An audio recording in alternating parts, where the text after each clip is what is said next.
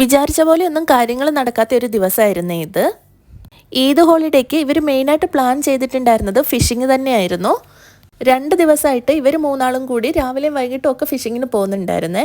അപ്പോൾ നമ്മൾ വിചാരിച്ചു റൂമിൽ വെറുതെ ഇരിക്കല്ലേ, ഇന്ന് ഈവനിങ് നമുക്ക് ഇവരുടെ കൂടെ ജോയിൻ ചെയ്യാമെന്ന്.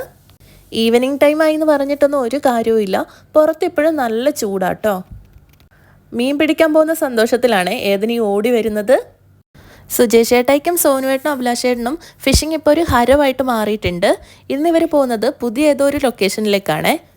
ലൊക്കേഷൻ ഇപ്പോൾ ഏതാണെങ്കിലും എന്താ അല്ലേ, നമുക്ക് പുറത്തു പോകാൻ പറ്റുന്ന ഒരവസരവും നമ്മളായിട്ട് പാഴാക്കരുത്. ഇതൊക്കെ ഇപ്പോഴല്ലേ പറ്റത്തുള്ളൂ. ഈ കാണുന്നത് കുവൈറ്റ് ഇൻ്റർനാഷണൽ എയർപോർട്ടിൻ്റെ പണി നടക്കുന്ന ടെർമിനൽ 2 ആണ്. പുറത്തുനിന്ന് കാണുമ്പോൾ തന്നെ ഇത് ഒത്തിരി വലുതാട്ടോ. പിന്നെ നമ്മളിപ്പോൾ പോകുന്നത് ഫിൻദാസ് ബീച്ചിലേക്കാണ്.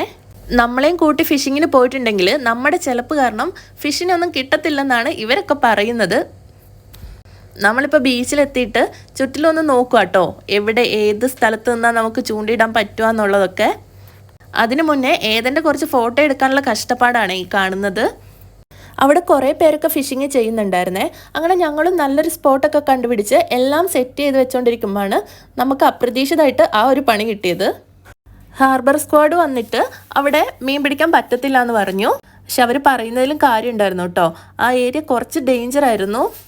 അപകടങ്ങളൊക്കെ സംഭവിക്കാനുള്ള സാധ്യത കുറച്ച് കൂടുതലായിരുന്നു കേട്ടോ. ഇതുണ്ടോ, അഭിലാഷേട്ടൻ എല്ലാം സെറ്റ് ചെയ്ത് വെച്ചിട്ടുണ്ടായിരുന്നു.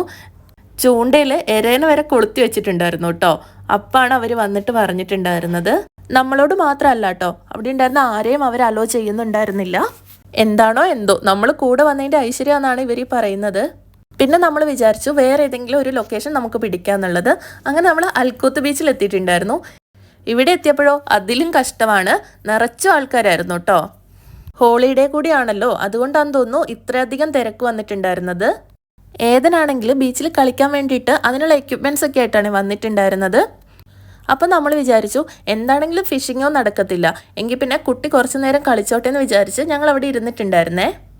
അങ്ങനെ കുറേ നേരം അവൻ അവിടെ ഇരുന്നിട്ട് എന്തെല്ലോ കളിക്കുന്നുണ്ടായിരുന്നു. ഇതിപ്പം അമ്മയും മോനും കൂടി ഒരു മീനിനെ രക്ഷിക്കാൻ നോക്കുന്നതാണ്. ആ മീനിനാണെങ്കിൽ അവർ വെള്ളത്തിലേക്ക് ഇടുമ്പോഴത്തേക്കും തിരയടിച്ചിട്ട് അത് വീണ്ടും കരയിലേക്ക് വരും. ഇങ്ങനെ തന്നെയായിരുന്നു കേട്ടോ കുറച്ച് ടൈം. ഇവർ മൂന്നാളും ആണെങ്കിൽ ഫിഷിങ് ചെയ്യാൻ പറ്റാത്തതിൻ്റെ സങ്കടത്തിലായിരുന്നേ. എന്താണേലും നമ്മൾ കുറച്ച് ടൈമൊക്കെ അവിടെ സ്പെൻഡ് ചെയ്തിട്ട് നേരെ റൂമിലേക്ക് വന്നു. അപ്പോൾ ഇത്രയൊക്കെയുള്ളൂ ഇന്നത്തെ ഒരു കുഞ്ഞു വീഡിയോ. നിങ്ങൾക്ക് ഇഷ്ടപ്പെടുവാണെങ്കിൽ സപ്പോർട്ട് ചെയ്യണേ. Okay, by.